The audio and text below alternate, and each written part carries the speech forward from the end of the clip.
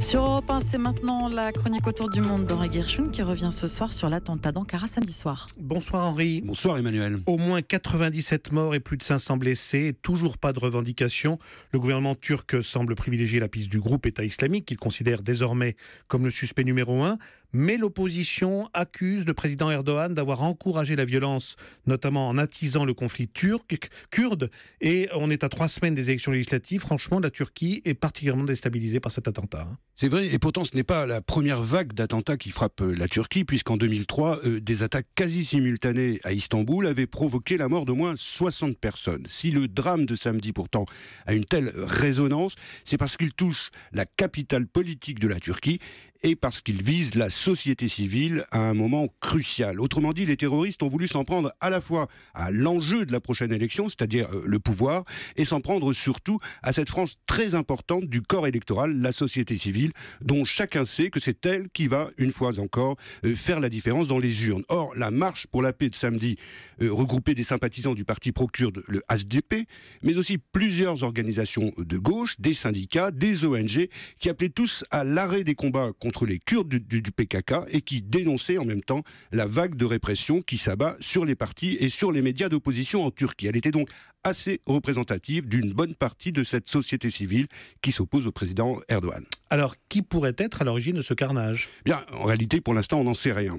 Après avoir désigné d'emblée le PKK ou l'extrême gauche, ce qui est assez peu vraisemblable, le gouvernement soupçonne plutôt maintenant les djihadistes de Daesh, ce qui est sans doute un peu plus crédible. Mais une bonne partie de l'opposition pointe du doigt les services secrets et même l'AKP, le parti au pouvoir. Et finalement, c'est peut-être ce qui est le plus marquant, Emmanuel, depuis samedi, car au lieu de réunir la nation turque dans le deuil ou dans d'immenses cortèges contre le terrorisme, comme par exemple à Paris en janvier dernier, eh bien, ce drame d'Ankara cristallise au contraire tous les ressentiments, les divisions, la méfiance, et ça en dit long sur le climat délétère qui règne aujourd'hui en Turquie. Est-ce que l'opposition ne va pas un peu trop loin en accusant le parti au pouvoir et le président Erdogan, finalement sans preuve ? Oui, on peut en effet penser que ce n'est pas très responsable, mais c'est une preuve de plus que la Turquie est en train de renouer avec certains de ces vieux démons dont on la croyait débarrassée, à commencer par ce qu'on a longtemps appelé l'État profond, une sorte de nébuleuse qui réunit une partie du pouvoir et des services de sécurité avec des éléments ultranationalistes et la pègre. Autrefois, cet État profond multipliait les provocations, le plus souvent pour créer le chaos et les conditions d'un coup d'État militaire. Aujourd'hui, c'est l'AKP, le parti islamiste du président Erdogan, qui tient les manettes.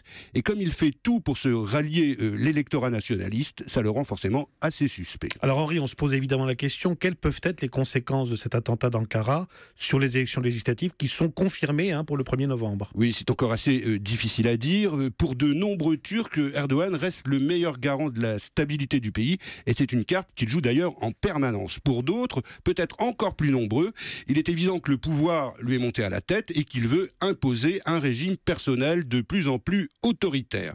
Les derniers sondages indiquent que, pas plus qu'en juin dernier, la nouvelle élection lui permettra de disposer de la majorité absolue, ce qui empêchera Erdogan d'instaurer, comme il le souhaite, un régime présidentiel et ce qui contraindra aussi l'AKP à partager le pouvoir après 13 ans d'un règne en solo. Toute la question est de savoir désormais si Tayyip Erdogan et son entourage sont prêts cette fois à s'y résigner, ce qui serait la voie de la raison et sans doute le seul moyen pour la Turquie d'éviter le scénario du pire. Et les semaines qui viennent nous le diront. Merci beaucoup Henri Guerchun pour cet éclairage.